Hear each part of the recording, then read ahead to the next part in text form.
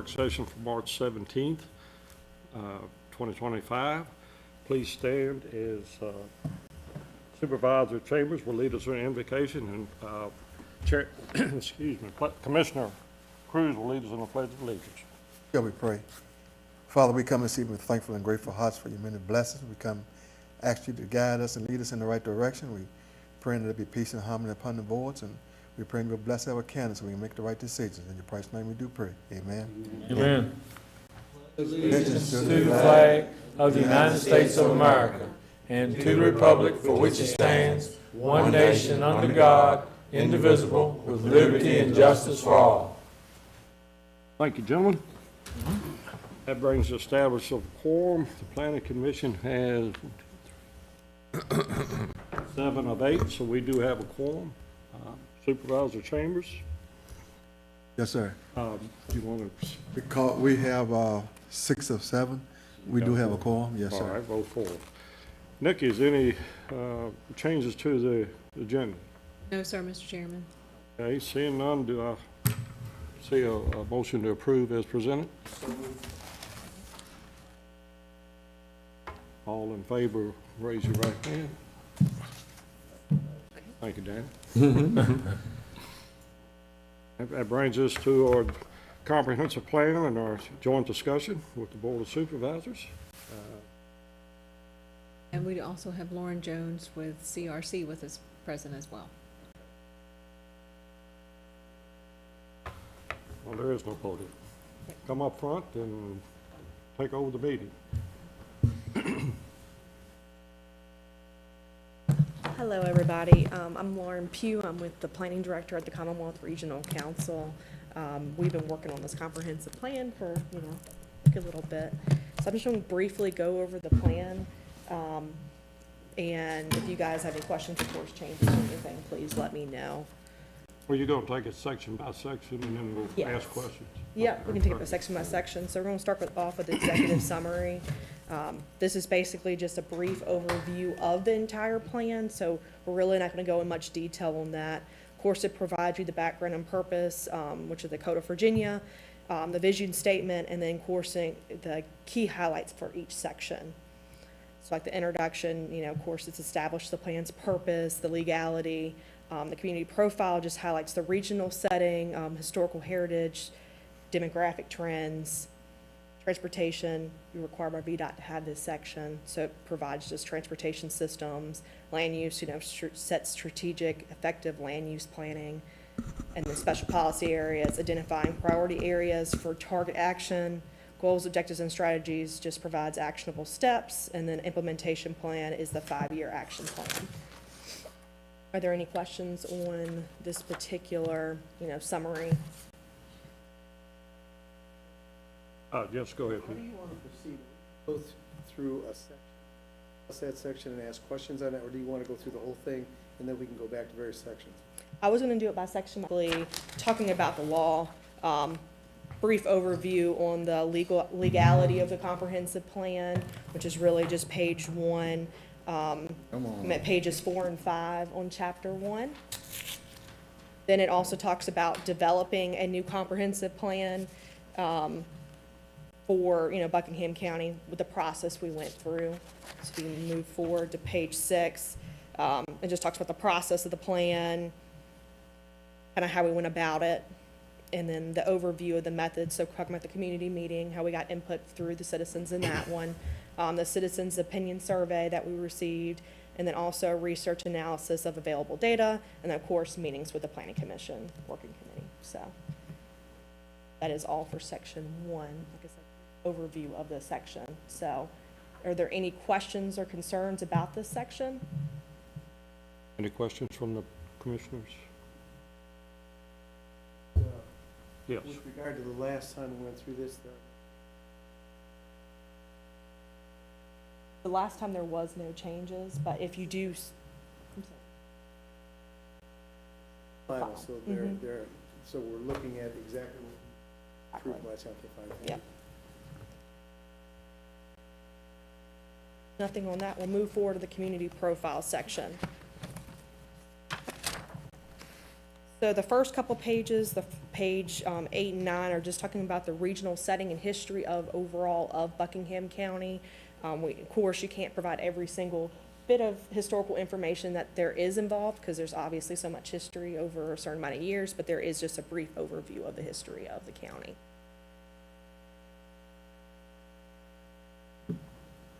There's just locations on the map, and then provides for 10, and then page 11 is just basically highlighting certain areas, which would be like your community, your village centers throughout, and highlighting like, roads and mapping.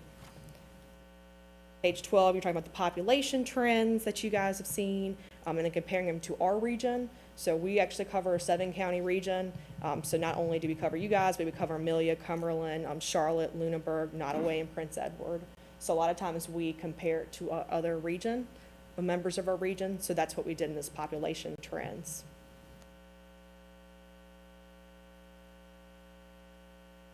If you go to page 14, that talks about the birth and death rates of Buckingham County, just highlighting a few of those, talking about how the deaths do exceed the birth rates within the county.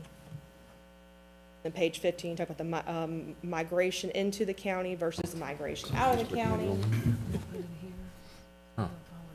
Oh, No, you're fine. I Thank was you. just making sure we're good on moving forward. Yeah. Thank you. See my finger scrolling. Yep. Then the population estimates, just talking about how, according to the Weldon Cooper Center, the populations of Buckingham has increased, but it is slowly decreasing, according to the University of Virginia's Weldon Cooper Center. So it talks about that on page 16. Page 17 just talks about the population projections. You guys are estimated to increase by 2050, according to, slightly increase according to the University of Virginia Weldon Cooper Center. So it talks about that as well. Age and sex characteristics, it talks about, population by gender. On page 18, you do have a majority male population, is a higher county. And then population projections by age groups will be page 19. It kind of just has a breakdown of where we were in 2010, where we are in 2020, and then where we're expected to be in 2050.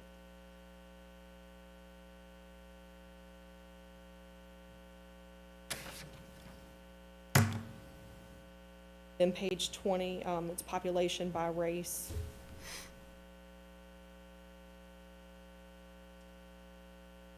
Talking about where majority of the population is. 21 is just population by incarceration, included within the population group quarters characteristics. Now we're moving forward to education. Educational attainment rate in the county. They do have different rates. So you have between 18 and 24 age range, and then you have from 25 and older. Majority of the population from 25 and older does have a high school graduate or equivalent degree. 5.5%. And then if you move to page, 23 is just talking about kind of what goes into the ratings through the Virginia Department of Education. And if you go on to page 24 and 25, it talks about, the accreditation status for 23-24 year, and then 22-23 year. And then on the final page, on page 26, it'll be 2019 to 20. So you can kind of see the differences between over a couple year periods.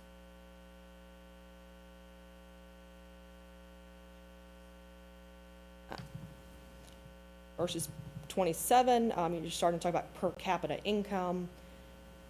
And we compared Buckingham County to our other counties within our region, but then you also compare it to the state of Virginia as well.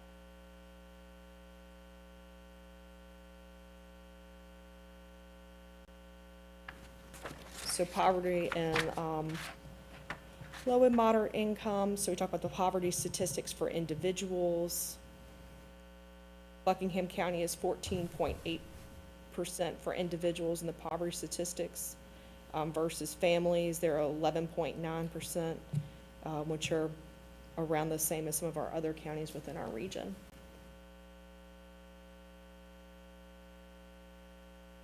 '29, which would be medium family income / medium household income.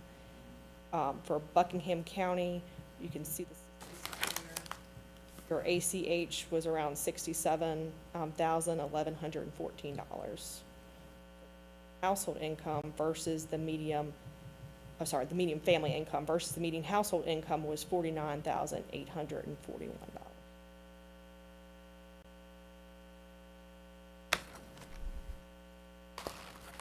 We'll move on to wages, talking about by industry. There's just a chart there talking about the different industries, and they're categorized by the Virginia Employment Commission. So it's different segments of the employment, so that kind of gives you some ideas of where actual average weekly wage would be per these different industries.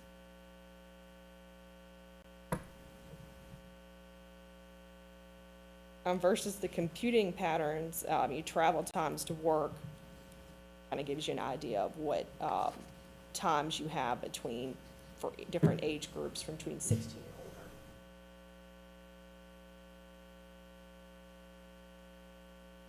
and older. So on page 32, you start talking about commuter inflow and outflow. Of course, your residency would be on the top flow, which would be inflow into Buckingham County versus outflow, which would be, of course, the origin would be Buckingham County to where are people working at elsewhere. As you can see, majority of commuters for the outflow would be Albemarle County. On to occupations, we'll move on to charts, figure 21 and 22.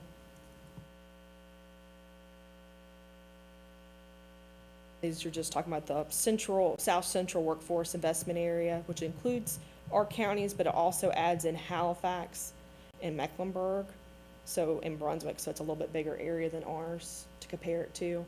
But those are just talking about the growth occupations that are expected versus the declining occupations in figure 22.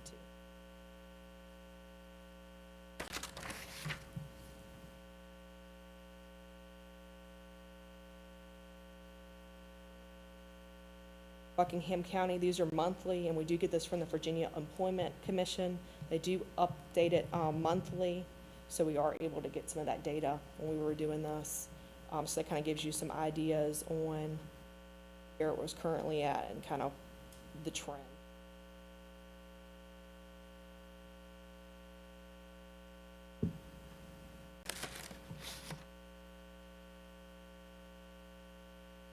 Versus on economic activity, we'll move on to figure 25. This talks about employment by industry for Buckingham. So it kind of gives you an idea of where you guys were from the American Community Survey estimates to now in 2021's American Community Survey estimates per industry. Mr. Chairman, Mr. Chairman, Yes, go ahead, Jones, I'm sorry. on this, on figure 2025, Okay, can we alphabetize the employers? we can if you'd like. I would like it. I found myself searching up and down for the, different, it's like, oh. But if you could that would help me. So for figure 26 or figure 25? I'm sorry, figure 26. Okay, that's the, okay. We can definitely do that. Yeah, 26 with the employers.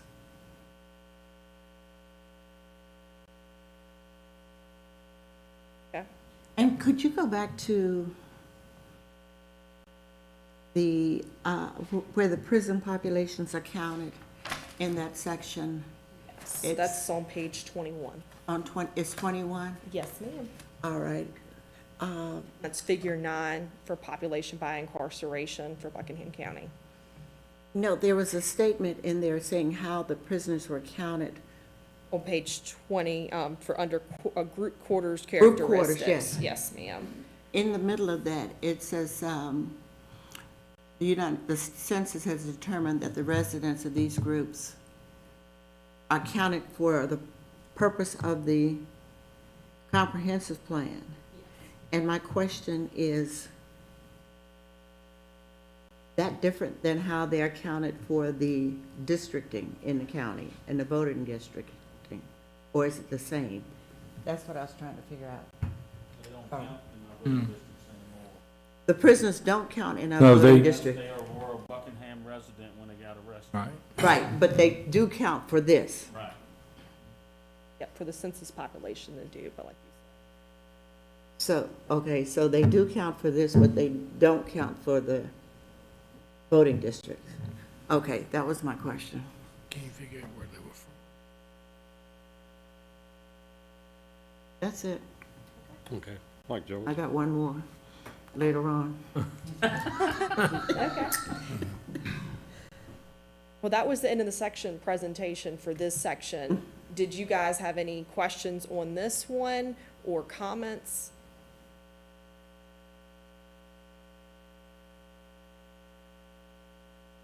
Can't believe, excuse me, I just can't believe the median household income in Buckingham's that low, so the only reason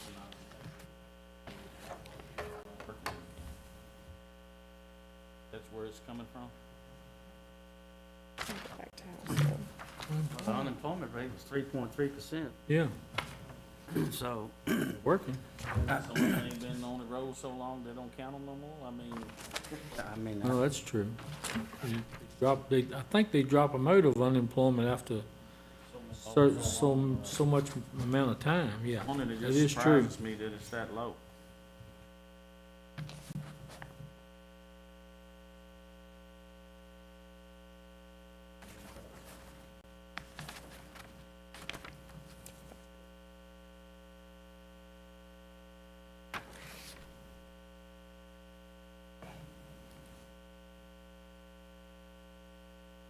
Yeah, and of course, with the 2021, and they do update them. So when we did this portion, you know, of course, it was,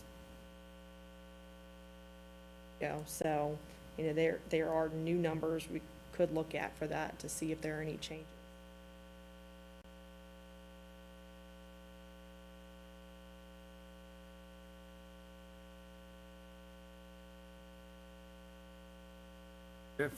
difference in the individual income versus the household incomes. Family household income was the one that was like 40,000. Family income was 67,114 versus the household income is 49,840.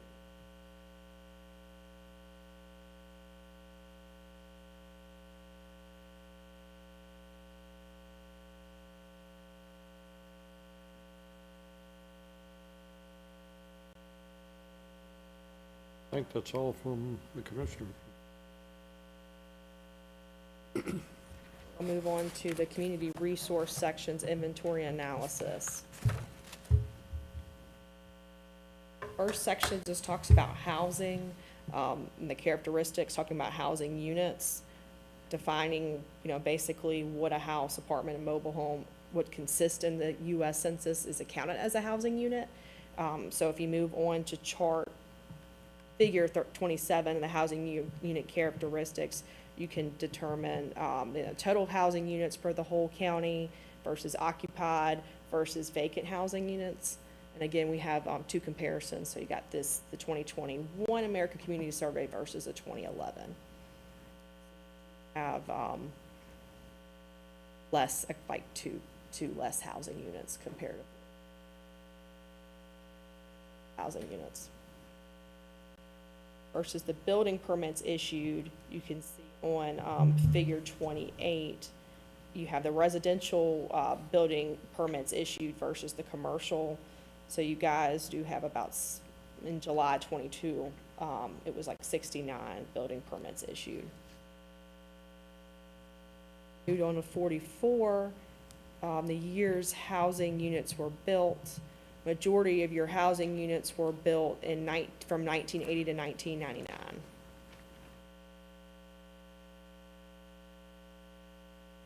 We'll move on to the community facilities and services.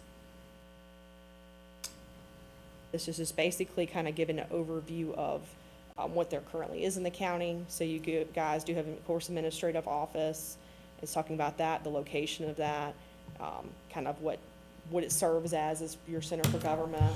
Then you move on to public education facilities. It's just talking about your preschool, your primary school, elementary school, middle school, high school, and then the career and technical center.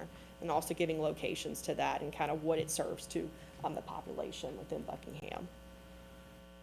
Versus your private education facilities, you know, of course, you have the Central Virginia Christian School, and then you also have a Calvary Christian School as well.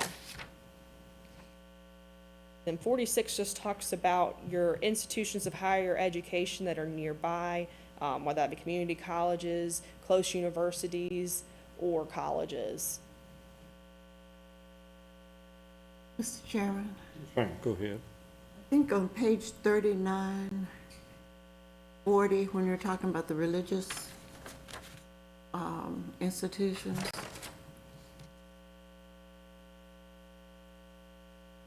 I keep skipping forward.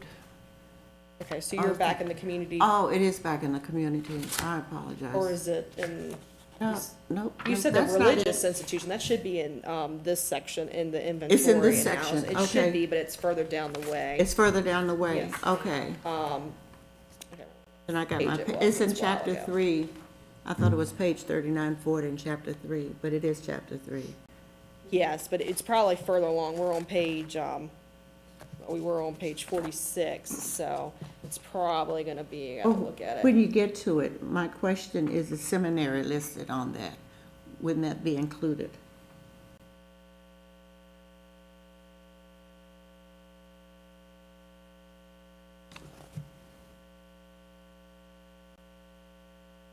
It's on page 49, so. Like 49, the next not page 30, over. 40. So I was looking forward. Okay. No, it just talks about the 70, so what was your question again?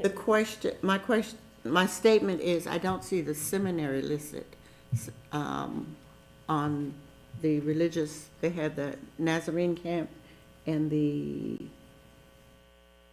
and I'm just asking, shouldn't the seminary be listed on there too? St. Thomas? Seminary, that's a- St. Thomas. Yes. If you guys would like it to be, we can definitely add that So to this that's the religious question. facilities. Am I,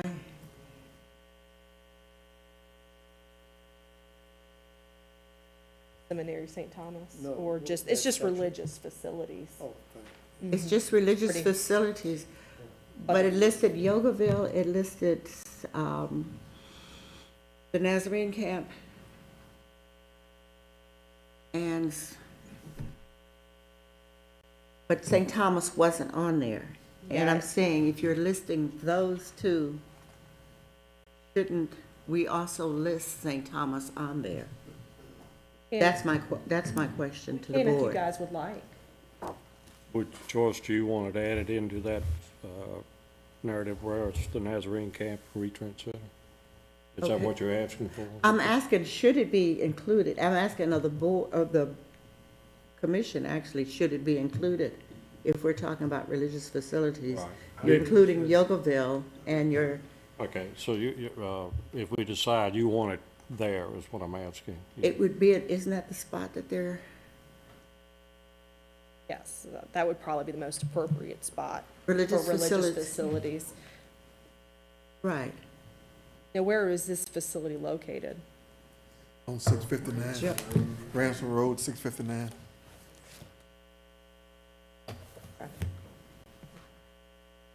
Should it be in that narrative? That's that's my question. Should Yeah. it be there? I think that's a consensus of the planning commission. You can add that.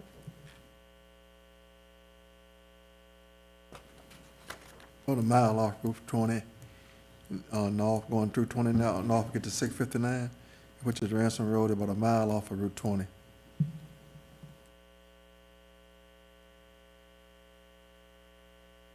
Okay. Mr. Chairman?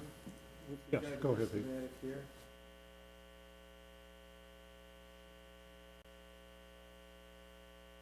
the sale of business or sale of land. Right, sale of land is.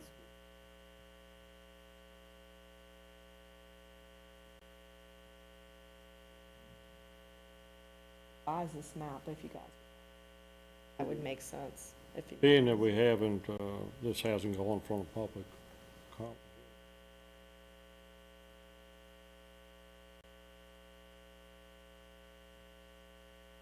Chairman, I got Yes, one ma'am. more. One more. The, on page 48, under healthcare. Yep. Can we either group these healthcare agencies alphabetically or by region? Whichever you prefer, we can do with the planning commission, would like. Referring to the list. The list of the local- hospital, the healthcare facilities, it's like, so either by the name of the healthcare facility or by the regions, like this is Richmond, these are in Fairfax, not Fairfax, Farmville, this is Lynchburg, but, you know, Bedford is down in the middle, and then there's south of Boston. I don't know if it started off, no, it didn't start off, because there are two Farmvilles, one is in the middle.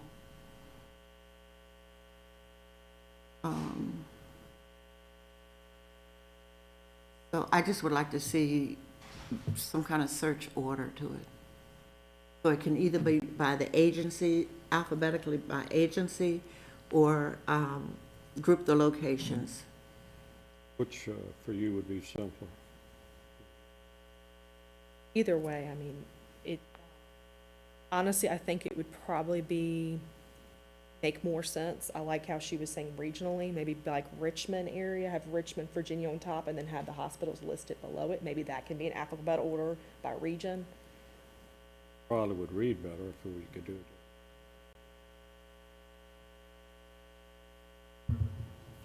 George, anything else at this time? No, and not unless I see something else going on. Just asking. Okay, I'll do that. I'll list it by region, then alphabetical order institutions underneath the region, like that. Thank you. Yes. Okay, so we went through the healthcare portion for 48, so that's just listing, of course, all the following hospitals within 60 miles from the county line, so we'll make that change. And then the chapter on page 49, you know, of course, the nursing homes, we've listed those, the libraries, you know, the two libraries, one in Dillwyn and then one in Yogaville. And the museums, of course, we've listed that, and then religious facilities, we'll definitely add that one that you wanted to list on there. For water service and sewer service, you know, of course, the county does own, the water, lines. And then, you know, majority of the residents have their own independent sewer systems and well. And then we go down to solid waste recycling facilities. We numbered these items, but if you go to the corresponding map on page 51, I think I noticed was the map title was on the wrong page, so we'll definitely move that one to the next page. Is it here on our report? These correspond with the numbers from the solid waste from 50 corresponds with these on the map on 52. Kind of give you an idea of that. Then on 53, we start talking about law enforcement and safety enforcement, talking about the number of sheriff office employees, and then 911 dispatch. And then we move on to fire and rescue, talking about the three facilities that are, the EMS, three facilities that are located throughout the county, and then the 4 volunteer fire departments, and listing their locations.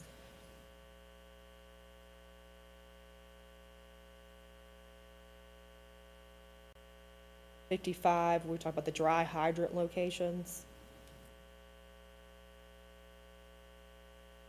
On to telecommunications and internet access, talking about the various service providers that are provided throughout the county, and then talking about Mid-Atlantic Broadband, the grant that they received, and they're continuing building out, and then talks about fiber optics and broadband for different funding streams that were able to provide funding to lay out broadband throughout rural America, including Buckingham body program. So on map 6, you're talking about the antenna and tower locations in the county. We move on to Mid-Atlantic broadband fiber routes in Buckingham. You get this from NBC. Of course, your body project, which is the Virginia Telecommunications Initiative project, and Firefly, how they're covering a portion of that, and then also the other funding streams that were used to establish these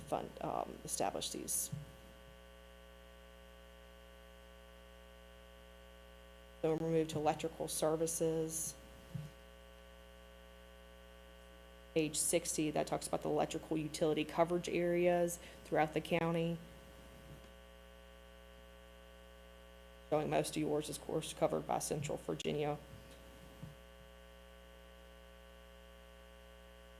Went to natural gas, you have 2 pipelines that run through the county. And then recreational wise, you'll offer sports and activities, including basketball, cornhole, gymnastics, parents' night out, etc. So you have a couple activities that are offered. Down to the pipelines. Says this list, we have 2 pipelines run through Buckingham, Colonial, and Williams.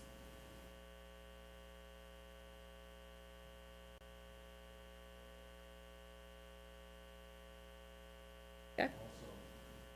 But that's what feed Bear Garden, Columbia Gas. So is it just Colonial Gas? Columbia Gas, oh, I'm sorry. Columbia. And we can add that section.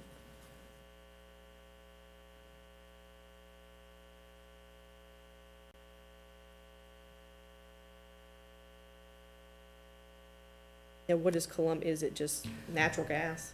Okay. Add that to it.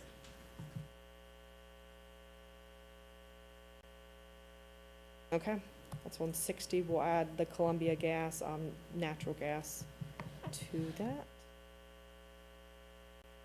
So 61 talks about the different opportunities for recreation, youth leagues, talking about baseball, softball, football, basketball, cheer, talking about 4 fall leagues and 11 spring leagues. Then you move on to outdoor recreational opportunities, just talking about biking along back roads.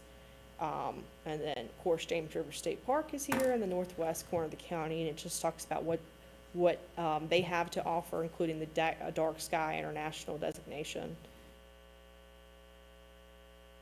Then you go to Appomattox Buckingham State Forest, talking about where the location of that is. Then you also have Cumberland State Forest as well. So it talks about what they offer, multi-use trails, just providing more outdoor recreational opportunities for people within the county or people that are looking to see. Then we also added the wildlife management area. That's along Appomattox River. Talks about the outdoor recreational opportunities for that as well, and the Horse Bend Wildlife Management Area. Civic organizations. Of course, you guys have many civic clubs and organizations. Including, Buckingham County, 4-H, Holiday Lake, Cooperative Extension, the Chamber of Commerce. Then Piedmont Habitat for Humanity serves Buckingham County, the Lions Club, American Legion Post, Veterans for Foreign Affairs, and then Historic Buckingham, Inc. Festivals and community events. These aren't all, of course, they're just some that we listed. So we got the Historical Village has, 5 events, and then we have the Chamber of Commerce has a local artisans market, and then the Christmas house tour, and the town of Dillon host events, including the trick or treat, and then also the annual Christmas parade. Going to historical sites, these are what were listed as historical sites in Buckingham County, and you can kind of have the map and the numbers of where locations are, and then what corresponds with that. And these is from the Virginia Department of Historical Resources. They allow us to create a shapefile to put over top of the map that kind of provides these locations. I also have on page 64 an up-close map, because of course when you get to Dillon and Buckingham Courthouse Village area, there is a concentration of these historical sites there. So we did provide a close-up of that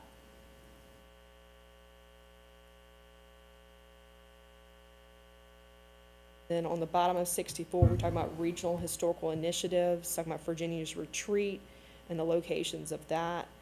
And then we talk about, which is now known as Virginia's Crossroads, but we talk about how, when it was established, and then what the organization is, and then basically, you know, how it established the Civil Rights and Educational Heritage Trail. And then it lists, you guys have 3 locations of the Civil Rights and Educational Heritage Trail in the county. And then on page 66, it has the whole entire map. 67, it provides a close-up of just the county.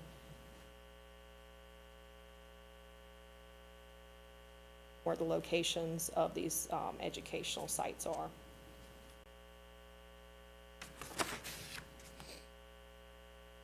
Move on to 68. Now we're talking about natural resources. So we talk about the land service and talking about, you know, the actual, what Buckingham County is, you know, from rolling hills to, of course, you got the boundary of the Blue Ridge Mountains. And then it talks about the soil types. Then move to climate. You, of course, have warm summers and relatively cool winters. And then we move on to page 30, talk about the climate data.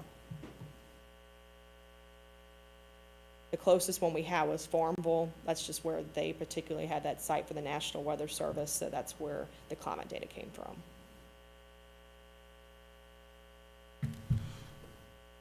We move to rivers and watershed dams. Basically talking about how the James River is the northern border, and then it talks about the Appomattox River and the southern border of the county. On map 12, we talk about the rivers and watershed dams in Buckingham and their locations.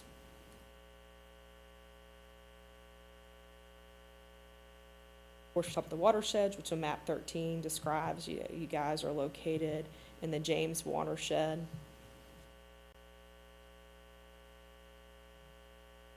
About flood zones. On map 14, and you got subwatersheds as well included.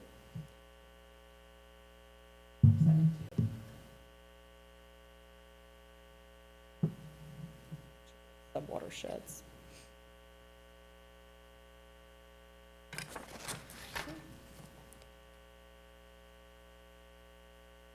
Wetlands on 79, just talk about the different types of wetlands. And then we talk about the river/stream flow rates at different points in the county.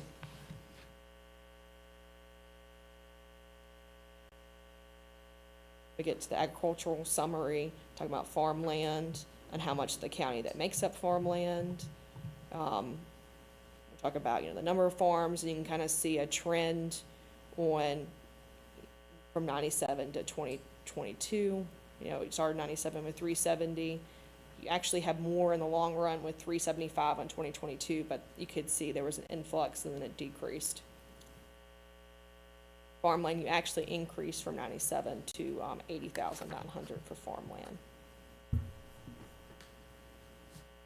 Now, crops and livestock, it gives you some ideas on basically the variety of crops that you have in the growing season, and it gives you a brief description from the chart on you know, how much has it increased in certain types from like corn or grain, and then you start talking about, you know, beef and cattle inventories, soybean inventories, and wheat inventories. And then we also want to include a description on the Central Virginia Poultry Cooperative that's been established, and talking about how the economic impact from when Glen Allen meat production was shut down.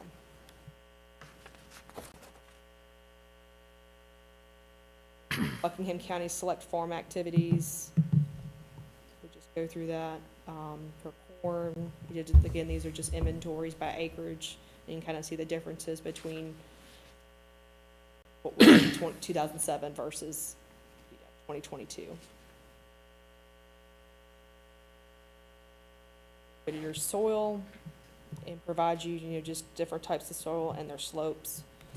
And that's, you know, from page 28 through 27, I mean, not, sorry, 78 through 80. And then once you get to 81, it provides you a map of the rock and mineral types in Buckingham County.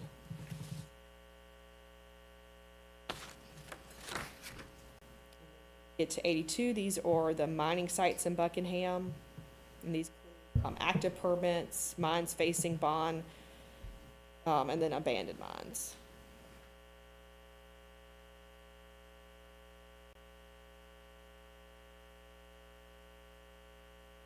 Talk about forest land, of course, like I said earlier, you had the Appomattox Buckingham State Forest and the Cumberland State Forest, so it talks about the acreage of both within this section. And it also talks about, what the dominant soft species types are. And the wildland urban interface. In this section, we do have a whole map, but then we also have close-ups of each section that was requested, so we did provide that as well.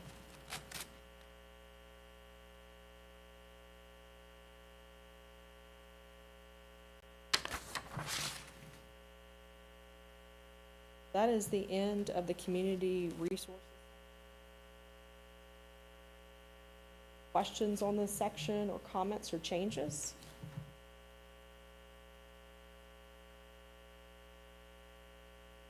For the commissioner.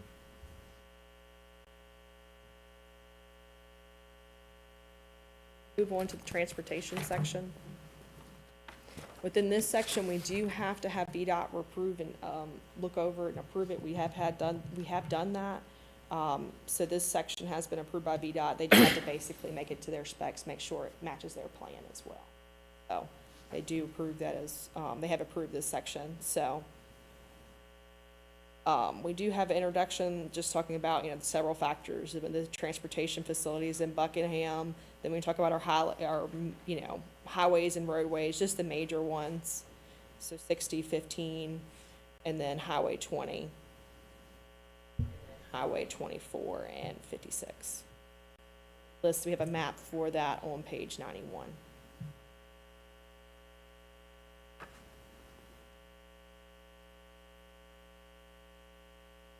Then we talk about Buckingham Branch Railroad and their rail lines. Then we have a map of that included as well.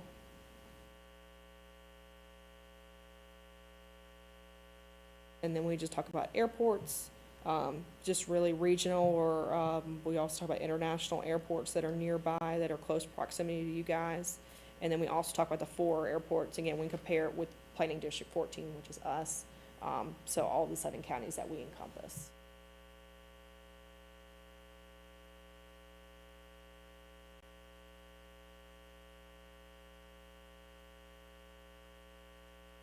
Then we talk about the road maintenance, which is the state of the 9 construction districts.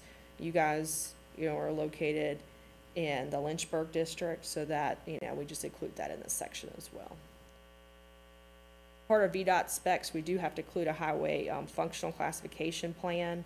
So that's just talking about their status of what each road is classified on, whether that be a primary artery, a minor artery, a major collector, a minor collector, or local.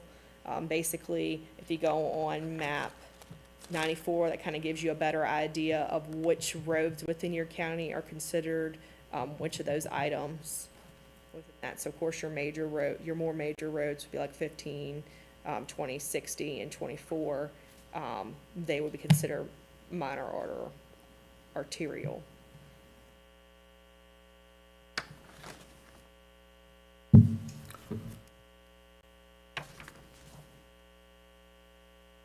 And it talks about on figure 34, your total roadway miles within the county. Comparing it to this map and talking about how many of those road miles there is. And we move on to 95, which is the 6-year program that. Excuse me, Mr. Chairman. Yes, go ahead, Pete. I don't know how anybody else feels, and I'm not sure if that was defined in the plan or not. I know I mentioned it before, but, I mean, if I were looking at this thing,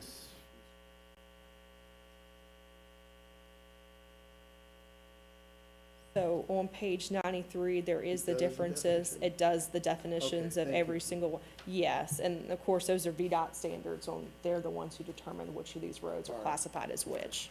Yep.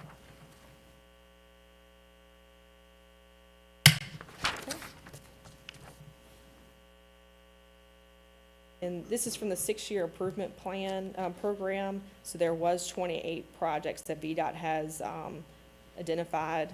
So these are the 28 projects that you guys can see on there. Talking about the type of basically what they would do for those projects.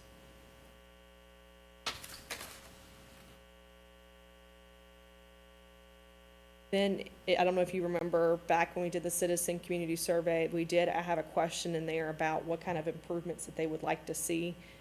So we did provide a little segment on there about, what improvements they would like to see. Most of the improvements were like pothole repairs, road widening, brush tree maintenance, road maintenance and repair, litter and road safety. Also included a segment about our 2045 regional long-range transportation plan, and then a site if anybody ever wants to go to that and kind of see, what we had selected as some handful of transportation needs within the county. Then we talk about V-Trans. That is actually a statewide, multi-module policy plan that is developed by the Commonwealth Transportation Board. This is a VDOT plan that they use to kind of spec out and which improvements they would like to see. So we do have some information on that on 96. But if you go on 22, you can kind of see what these plans and the V transportation needs are.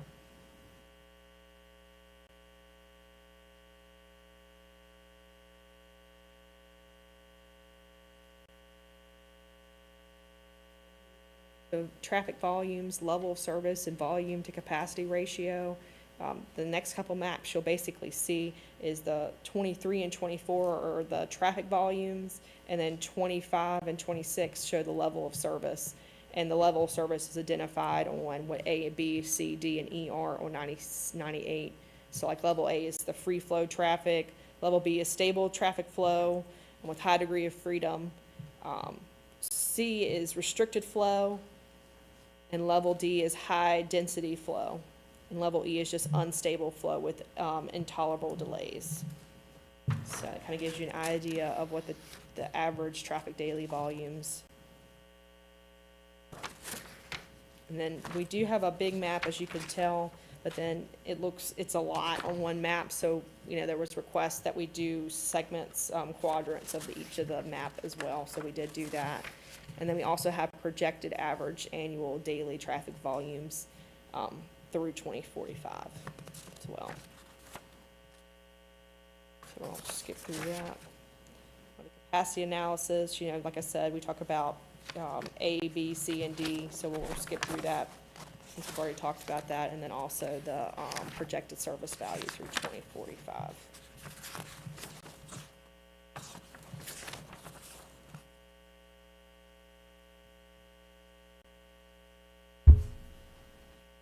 Volume to capacity ratio as well, so that's a lot. Okay. Then we go to vehicle crashes on page 129. So it talks about, from 2015 to 23, the number of crashes by severity, and then it ranks, it tells you which type of severity it is. And then it also talks about crashes by type. Oops, sorry.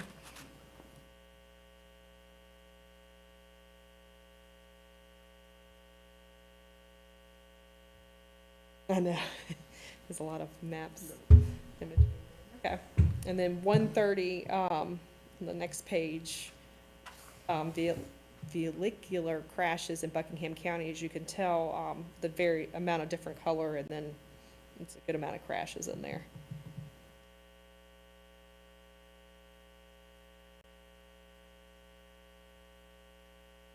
So for public transportation, it gives a segment on that. It provides you on the Jaunt Inc. So it just provides you on that, and then the Blackstone area bus system. Got biking, so just other modes of transportation. It just talks about, the policies. Have your bike plan routes on 133. That's we did a 2010 update of a regional bike plan. Provide you some routes on that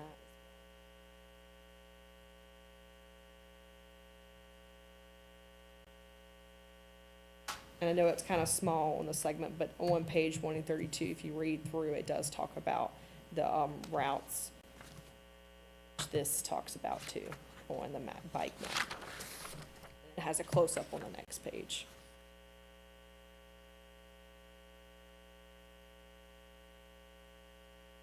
So on 135, you have trails. You have Bear Creek Lake State Park, High Bridge State Park, and then Holiday Lake State Park, which is a nearby. So they're not just here, it's just nearby ones as well. So we provided some information on that. Of course, if you look in here, it talks about the state forest and then the wildlife management areas as well. We have a map about the trails in and around Buckingham County for that. In the last couple pages, 137, 138, 139, 140, and 141, 142, and 143 are just funding opportunities that are available through VDOT. So I won't bore you with that, but that's just what that encompasses.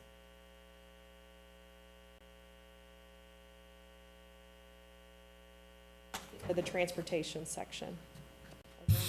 Questions or comments or changes?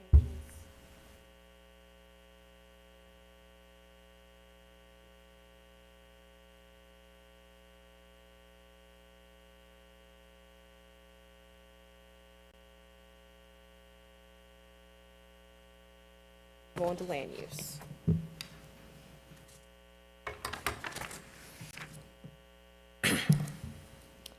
So land use, we're just giving a brief overview of the purpose of land use planning. Of course, to strategically guide both the development and conservation of Buckingham County's land resources. Then we give the historical context and community input on the planning process. And then we provide some input highlights, of course, during the community survey. We did have certain questions that we asked, and then we kind of provided that as part of this as well. So the biggest highlights were preservation of rural character, economic development, infrastructure improvement, community amenities, and housing. Or, of course, diverse housing options, I guess that's the biggest one. Then you move on to current land use, and then we have your land use framework, just talking about how the zoning and planning administrator oversees the land use in Buckingham, following the guidelines of the comprehensive plan. We have existing zoning districts. So it just talks about your existing zoning districts that you currently have in Buckingham County. So that's the next, 146, 147, and 148.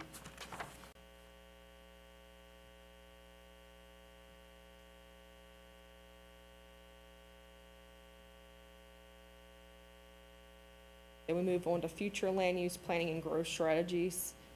For your village areas, we listed the village areas like Arvonia, New Kent, Buckingham Courthouse, Gold Hill, Yogaville, Centauri, and then Glenmore. And it's just talking about the vision, talking about the unique characteristics in existing development. These centers are designed to concentrate growth in specific areas. So of course, you're thereby preserving the rural character and natural resources of the surrounding landscape. The future development in these village areas may prioritize enhancing local infrastructure, maintaining the rural character, and then supporting local businesses.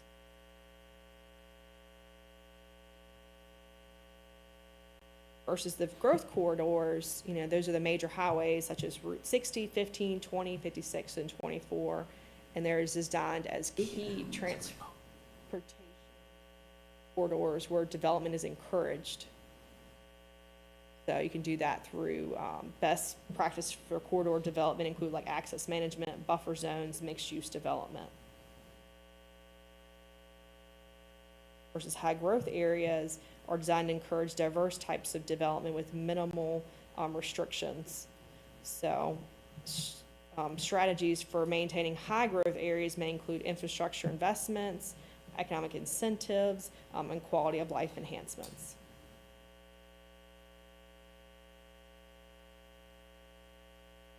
Then we move on to mining.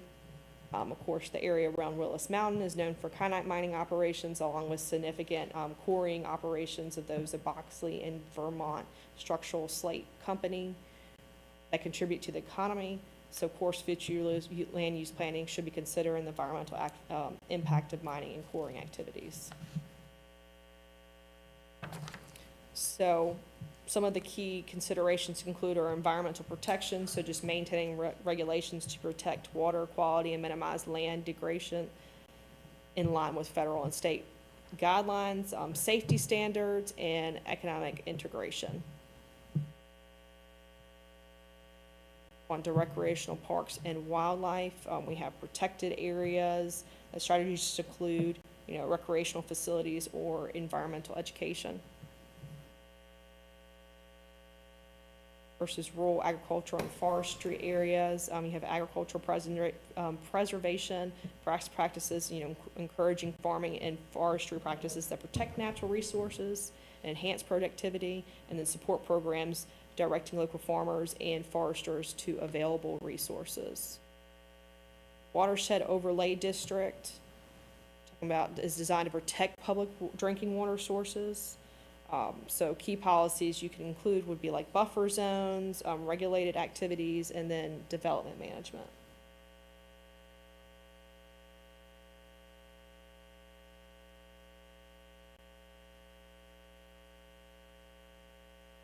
Town of Dillwyn, of course, there's a central hub, and of course, it plays a lot in the county's future development. So the vision will be like a downtown revitalization, enhancing the downtown area, economic development, so attracting new businesses and industries. Infrastructure improvements, so investing in infrastructure projects. Okay. All we got for you for the land use section. Are there any questions, concerns, or comments on this section?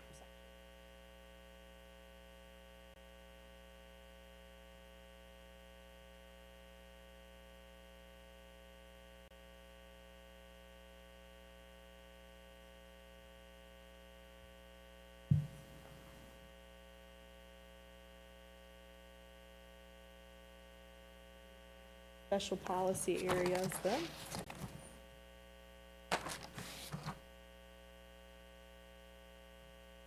So just a couple special area policy areas that are covered in this section. Of course, maintaining the county's rural character, general zoning and subdivision ordinance revisions, corridor and high growth area development, village center areas, affordable housing, solar energy development, economic development.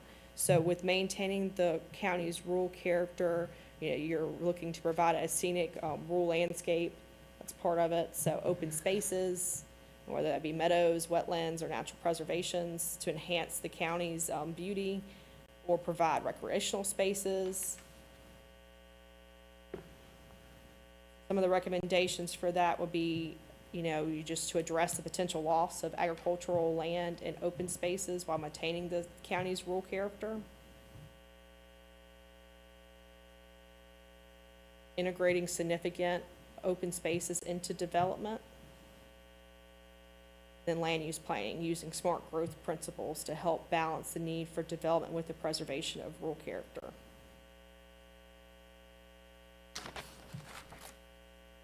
Back in 156.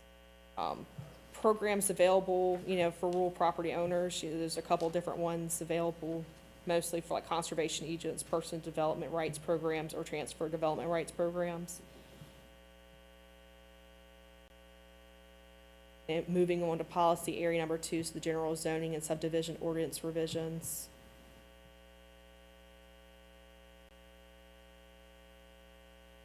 So this just serves as tools for guiding location and nature of future land use within the county. The recommendations would be to review and amend the county's ordinances, and several areas focus that should be considered. So just to conduct a comprehensive review of the zoning districts to ensure they align with the current and anticipated land use needs. And to promote the preservation of open and agricultural spaces. To establish groundwater protection districts. Maintaining a possibility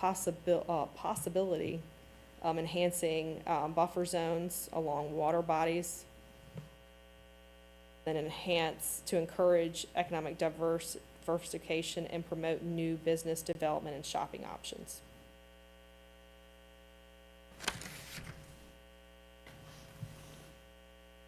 Then policy area number 3 is corridor and high growth area development. So of course, you're focusing on the transportation network, so you're, like Highway 60, Highway 15, and other your primary highways that serve as a backbone for the economic activity and growth. So if you look at that, then the recommendations would be to ensure sustainable development along transportation corridors within high growth areas.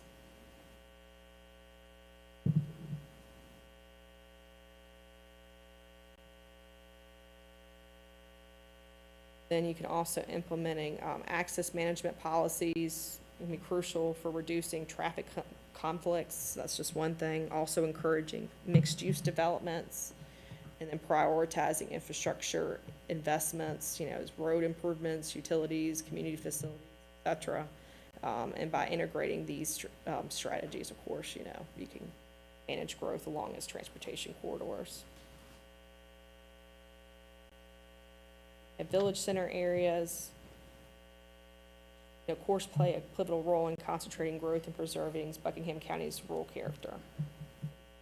I'll move on to that. We also listed on 160, you'll see the identified village core centers, which we talked about earlier, and then it talks about the location of that, what it encompasses, industries, whether that be, neighborhood businesses or the industries within there, or the key infrastructures that's listed as well.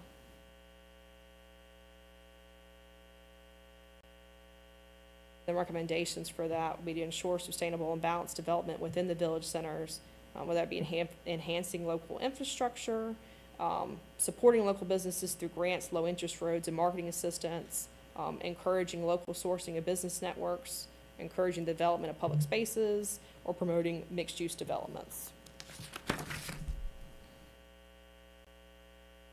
Onto affordable housing. So affordable housing, just kind of give an idea, is just defined as housing costs that do not exceed 30 to 35% of a household's gross income, including tax, insurance, and sometimes utility cost. So this is a requirement. We do have to address manufactured housing. That is a Code of Virginia requirement. So you will see that as listed in there as well.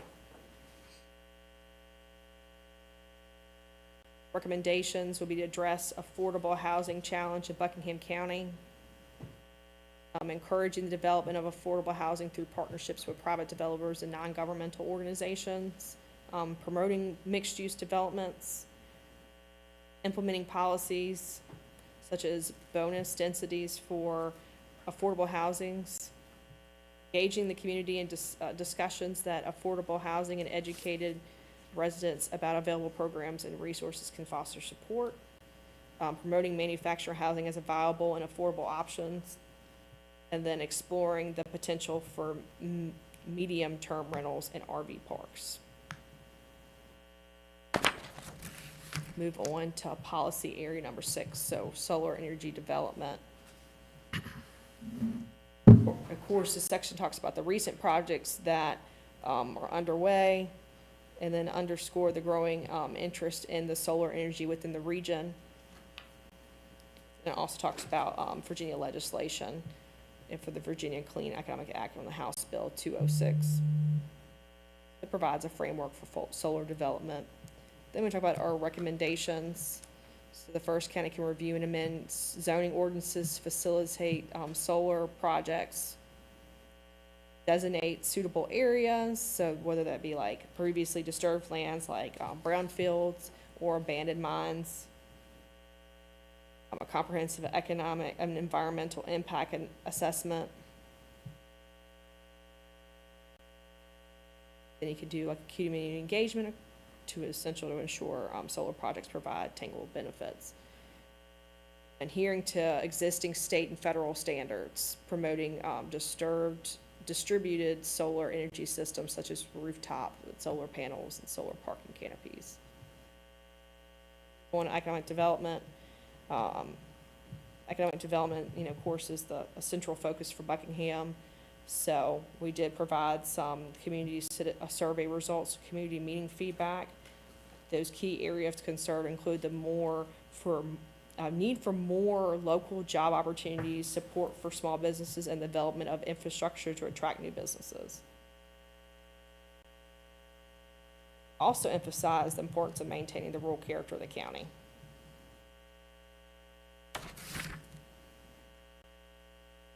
Then on page 166, it just talks about Buckingham's location and how strategic, among key cities. We go to recommendations to foster sustainable economic development in county. You should encourage the growth of local businesses, which are vital for economic resilience. Whether that be through helping and supporting small businesses through grants, low interest loans, and business development services. Also creating a supportive network for local entrepreneurs is another one, and then improving infrastructure is a critical element as well. And then supporting the development of renewable energy projects to provide economic benefits and promote sustainability. And building strong partnerships with regional and state economic development organizations can help leverage additional resources and expertise. Okay. Well, that's the end of the special policy area section. Questions?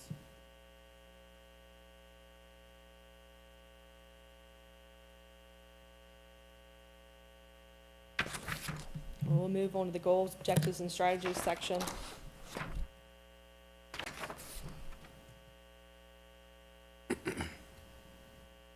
Okay, so this section uses it's basically the county's vision statement, and talks about the county's long-term aspirations for preserving its rural character while fostering responsible development.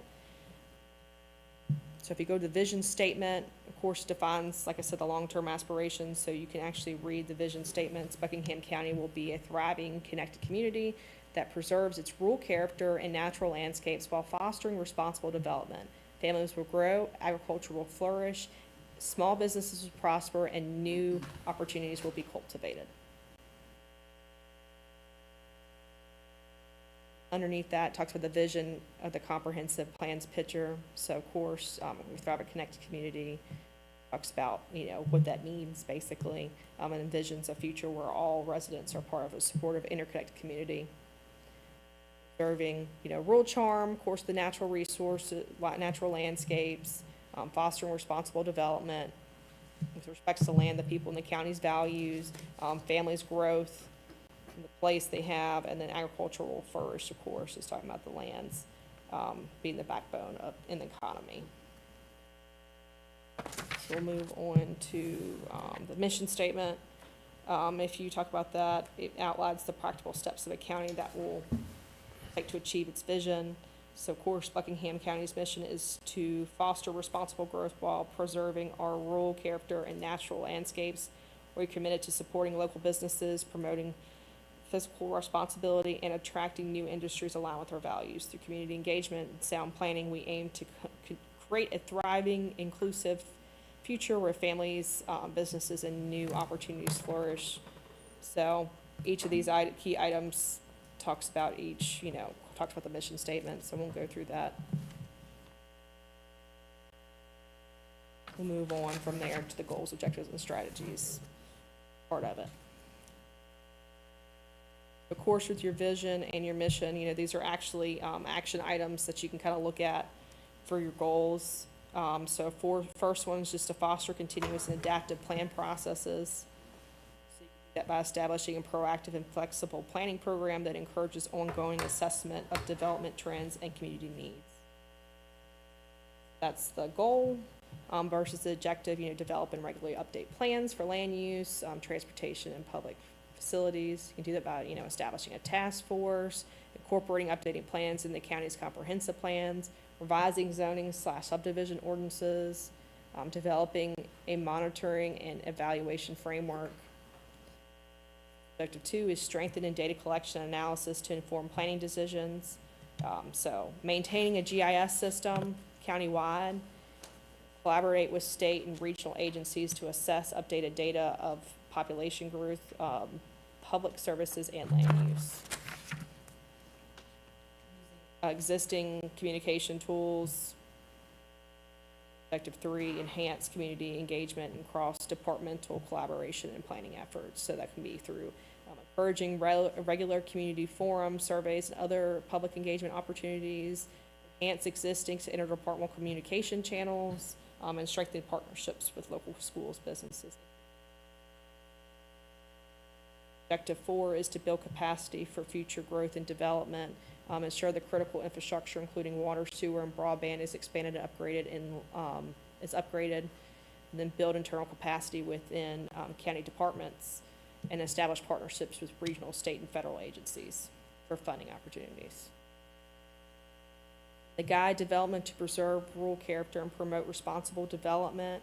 You can encourage responsible development practices through evaluating the feasibility of using existing tools like conservation easements, agricultural departments, or TDR programs. You can encourage development within designated village center areas. Then encourage amending the zoning and subdivision ordinances. Objective 2 is protect environmentally sensitive areas and natural landscapes. We continue to identify and map environmentally sensitive areas, explore amending zoning regulations, and then work with state and federal environmental agencies to monitor compliance with development standards. Objective 3 is to enhance the viability and sustainability of local agriculture, whether that be encourage investment in agricultural infrastructure, or collaborate with local schools, extension offices, and community organizations, or facilitate strong connections between Buckingham County farmers and local or regional markets. Objective 4 is to implement growth management strategies to preserve Buckingham County's rural character. So that can coordinate infrastructure improvements, coordinate with regional and state agencies, or create long-term growth management plans. Goal 3 is support managed population growth to enhance quality of life. So that means align growth with infrastructure and service capacity through regular assessments, encourage population growth and development in areas, and identify areas where infrastructure and public services are currently lacking, under strain, enhance and then Objective 2, enhance and protect quality of life, whether that be encourage growth in designated areas, encourage active community engagement in growth and development decisions, regularly monitor key quality of life indicators.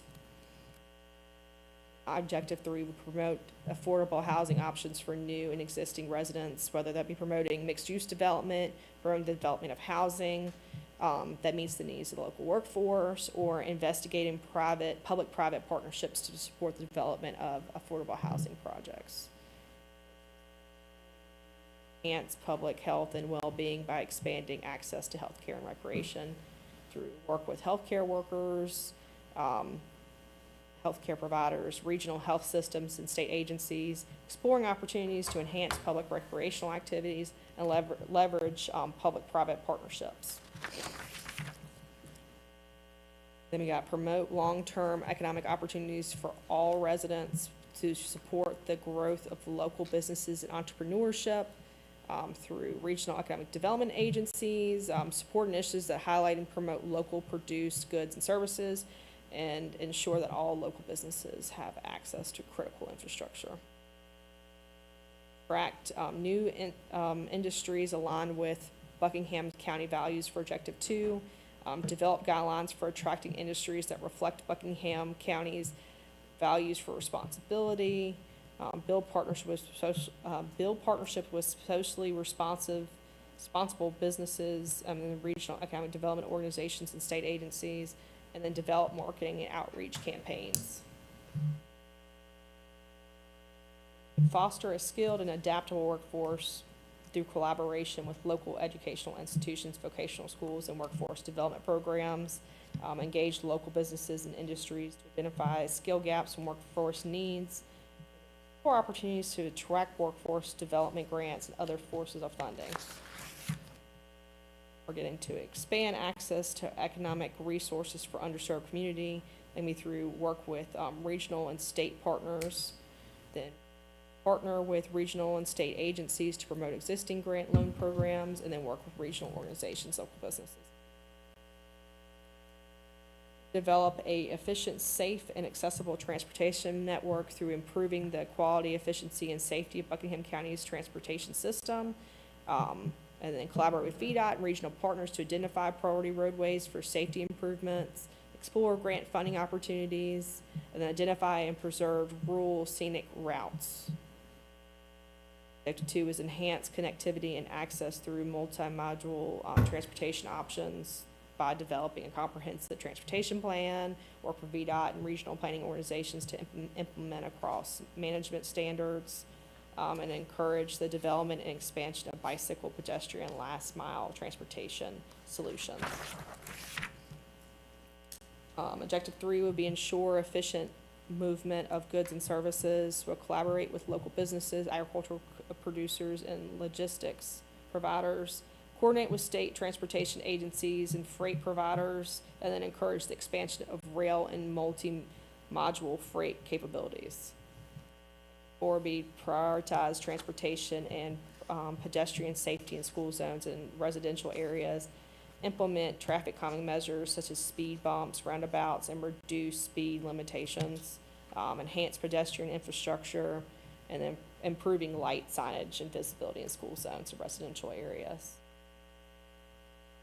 186 is where we're at. So goal, we're ensure adequate community facilities and services for all residents. So objective would be like improve access to quality healthcare, social and recreational activities through working with regional healthcare providers, state agencies, schools, community partners. Partner with state and federal agencies to secure funding, and then collaborate with local and regional agencies to improve parks, sports fields, and community centers. Objective 2 would be ensure reliable and long-lasting utility services, whether that be collaborating with state agency, utility providers, and regional partners to upgrade and expand these services. Develop and regularly update a long-term master plan for water and sewer systems, or explore alternate financing options. Objective 3 is to develop a long-term plan for public facility investment, and that'd be develop and regularly update a long-term master plan. Work with local regional partners to assess community needs, investigate public-private partnerships. Objective 4 is to foster public-private partnerships for community facility development, so through the private sector entities, collaborations, negotiate joint use agreements with private companies, nonprofits, or neighboring jurisdictions, or work with private developers, schools, and local businesses to create multi-use facilities. Preserve and share Buckingham County's historic resources and shared history through promoting public education, collaborate with local schools and Buckingham County Historical Society. You can also partner with local organizations, partner with the Virginia Department of Historical Resources as well. You also supporting the preservation of historic villages and town centers by establishing a historic district overlay zone, partner with DHR and local historic societies to conduct surveys. And also encourage adaptive reuse of historical buildings within these town centers.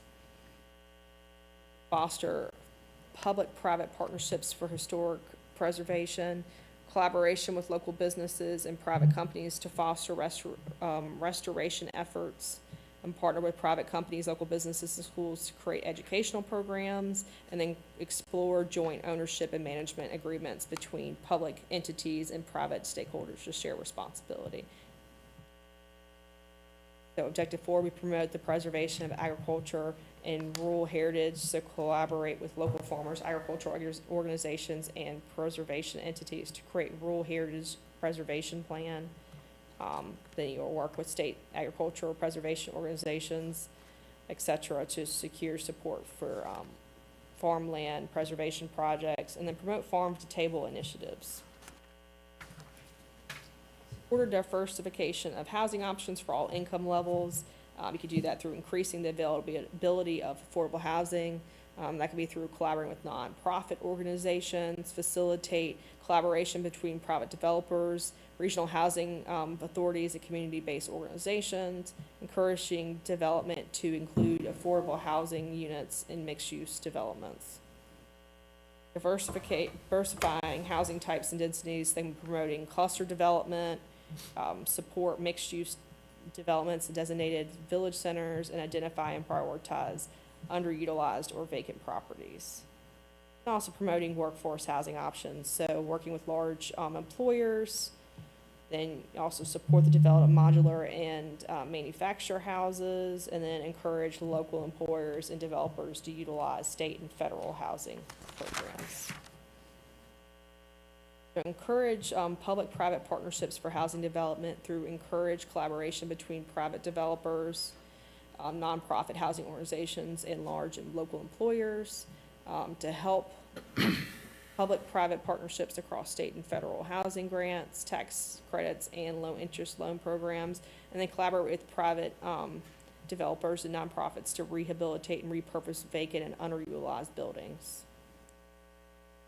Serve natural resources and promote responsible development. You have protect environmentally sensitive areas through updating zoning ordinances and reflect environmental conservation goals.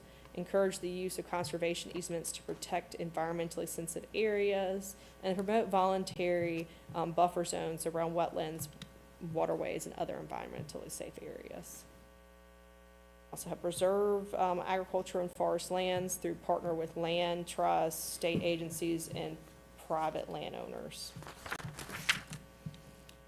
Work with state agencies and private farm owners, and then you also consider reviewing, updating zoning ordinances.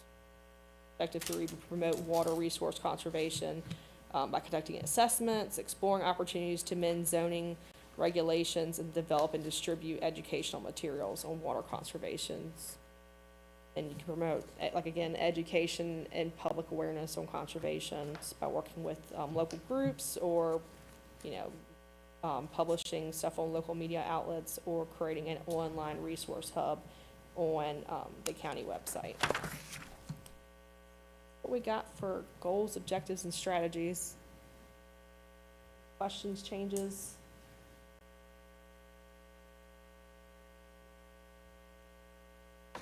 We'll move on to the implementation plan. It's the last section.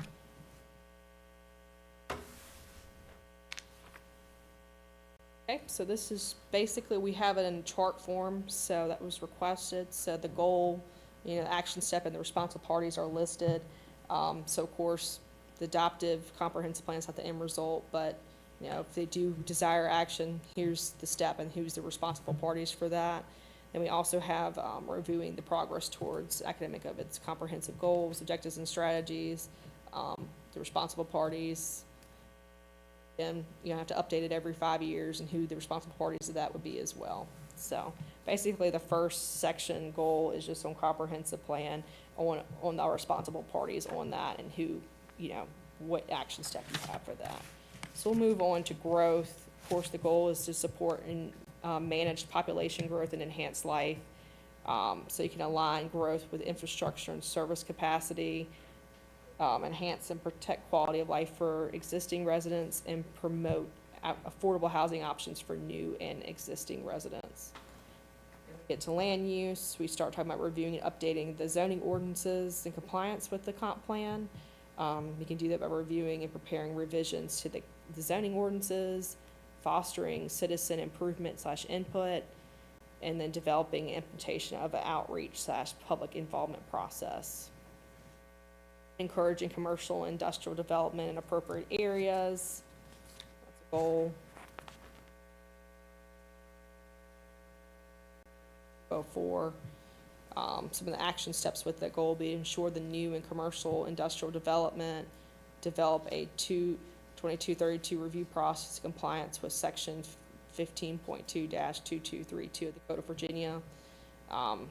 Another one is to implement growth management strategies to preserve the county's rural culture. Move on to economic growth. The goal will be to promote long-term economic opportunities for all residents. You can do that by supporting local businesses and entrepreneurships, attracting new businesses that align with the goals of the county, and then foster a skilled and adaptable workforce. And last is transportation. So you're going to develop an efficient, safe, and accessible transportation network. That can be through improving quality and efficiency and safety of the transportation network, enhance connectivity and access through multi-module transportation options, and then ensure efficient movement of goods and services. got community facilities. Your goal will be to ensure equitable, adequate, community facilities and services for all residents, whether that be improving access to healthcare, social and recreational services, ensure long-lasting utility services, long-term plan through public facility investment, and then fostering public-private partnerships for community facility development. For the history, can preserve and share the county's historical resources and shared history through promote public education, support preservation of historic villages and town centers, and foster public and private partnerships for historic preservation, and then promoting the preservation of agriculture and rural heritage. For housing, you're supporting the diversity of housing options of all income levels, whether that increase availability or diversify housing options and types and densities, and promote workforce housing options, encourage public-private partnerships for housing development, environment, conserve natural resources and promote responsible development through environmentally protecting sensitive areas, preserving agriculture and forested land, promote water resource conservation, and then promote educational and public awareness. Okay, well, that's the last for the implementation section of the plan. Are there any questions, comments, or changes to that section? Appendixes, I'm not going to go through those. I'll just give you a brief update. It's just the material that we did receive during the goals part of the exercise. So we did host a community meeting in 2023 in June, and this is just basically the outcome of that. So we had the park exercise that we did, and then the mapping exercise on here as well. And then Appendix D is just the survey summary report that we did for the survey summary that we had for the citizen input. And so that just provides you all that data that we have for there and the results of that. This was, like, again, discussed throughout the plan, so you have that input as well.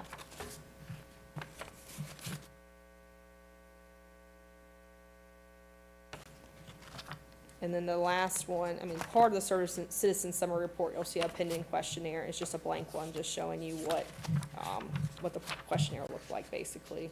And then what actually we got out of the plan before we developed it into the survey summary report, so idea of that. Okay, well, there is that. We've had an unusual year, obviously, particularly as it relates to land use. In the legislature, I can't even count the number of bills that the legislature has tried. That basically takes land use away from the county and puts it into the state, these state agencies. I think everyone should be aware of the fact that, a lot of that was turned down. There were a couple of pieces of legislation that passed, but for the most part, that which did come out of committee ended up being part. But there's going to be a change, and I'm sure bills will come up again. And know that the board, and thank you for this, written or is about to write a resolution to our county residents help govern this county, understand that it'll be our decision. We want that decision to be a county decision. Anything has to do with a lot of this comes from the fact that there are counties now that are becoming reluctant for land in the solar use. Because of that reluctance, Northern Virginia, where there are land, legislature is looking toward rural Virginia to support green energy, again, to support those data centers. It's an unfortunate thing, but we do have the land, and so therefore, if like Buckingham become more reticent toward putting this land into solar use, the legislature is becoming more aggressive in making sure that they cannot make those decisions. So I spoke about this at one of our meetings, and Nikki had indicated that maybe we should put something in the introduction of our comprehensive plan stating specifically that we fully intend to make certain that land use decisions, regardless whether it's solar or housing or anything else, would remain in the county. So, Mr. Chairman, as well as Mr. Chairman, I would recommend something that would go into our introduction specifically so that the people in our county know that the effort here will always be to make sure land use is made locally and not at the state level. Something was written up, I don't know.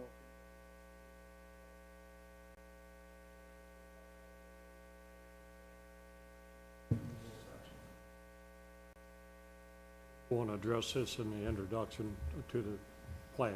I think it should be.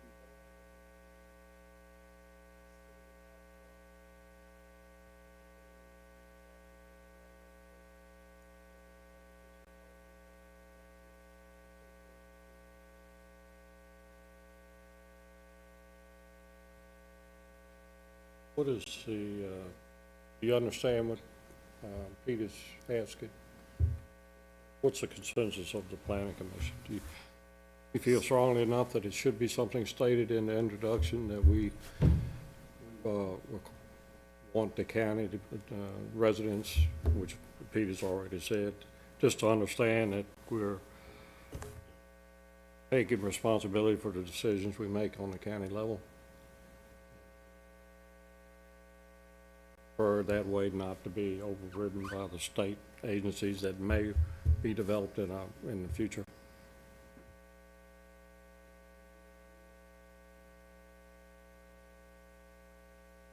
That way?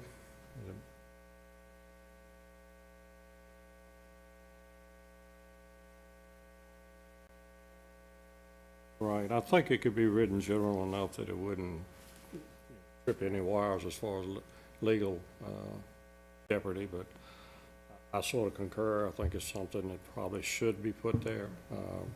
Have to be something probably crafted by EM to make sure we don't cross any roads that we don't mean to.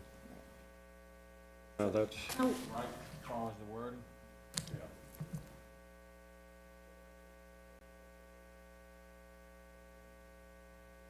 talking to read it out. I think what we would do is probably pass whatever you've got written, Mr. Wright, but you go ahead. Thank you. It says land use and execution decisions are not just the responsibility of the county, but a right. Local residents and taxpayers are fully equipped to make decisions regarding comprehensive plan is compiled. Residents and taxpayers, together with their elected and appointed officials, find intent to make planning and execution decisions regarding land use in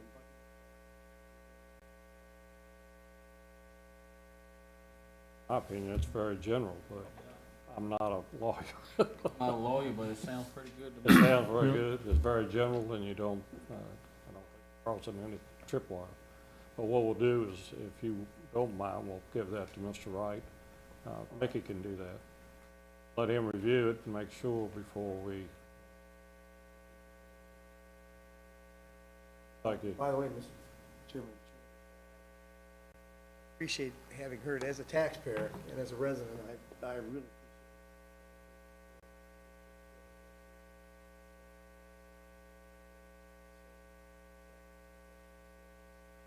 Welcome.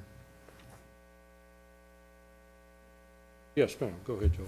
Okay, with that adding that to the, okay, tonight, we're to decide whether or not this goes to a public hearing, is that correct? Are we gonna decide? Yes, because this will have to go to public hearing before. So you've got But we- not only this addition, but we also have those changes that both you. Those changes, okay. So I'm just looking at the timeline that we have to do. And that was going to be the next thing I was going to discuss. Got it. But is it any other information or changes the planning commission has at this time? Board of Supervisors, any Changes or, changes for anything? I'm good with it, with the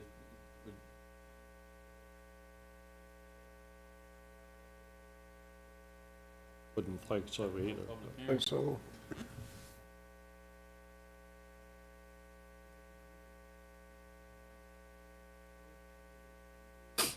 Only hold up maybe,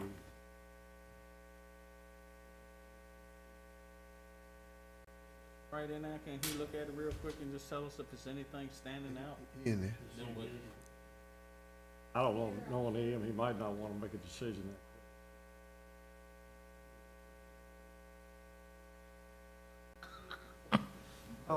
As far as the other changes, that can be done very quickly. Yeah. Have to- how- I ain't how gonna have, long do you where think we we'll getting do that this? on?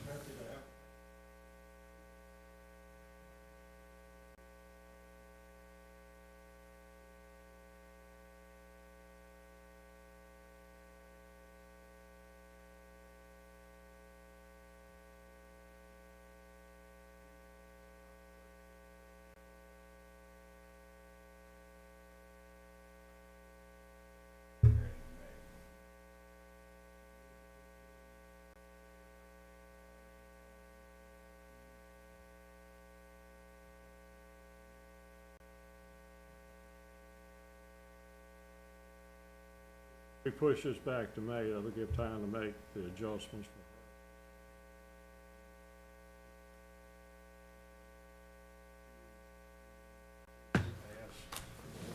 I was gonna say, we have these.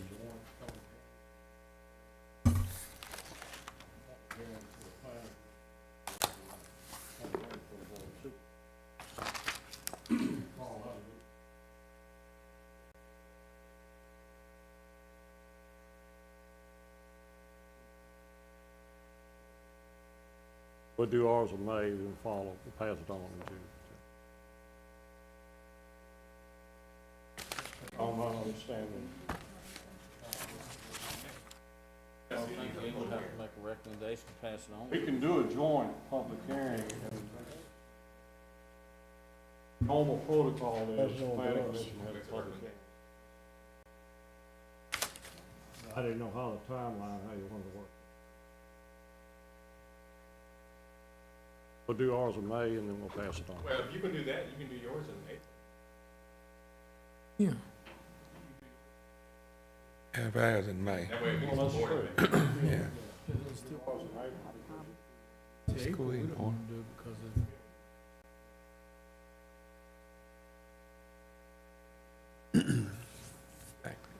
Yes, her, she'll have enough time, but that would mean April, you would have.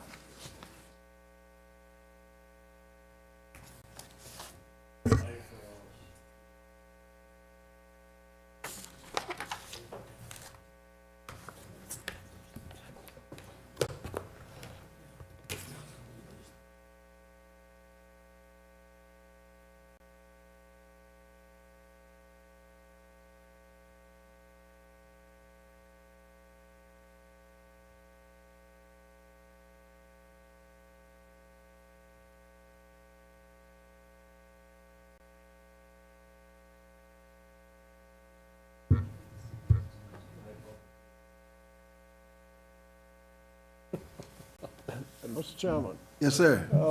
would the planning commission have to make a recommendation to us? Oh, I'm sorry. Yes, Okay. we could do it at a joint hearing, but it'd probably be something to do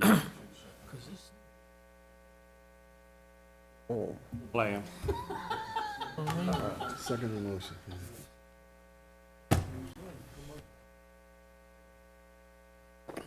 Brings us, let's see.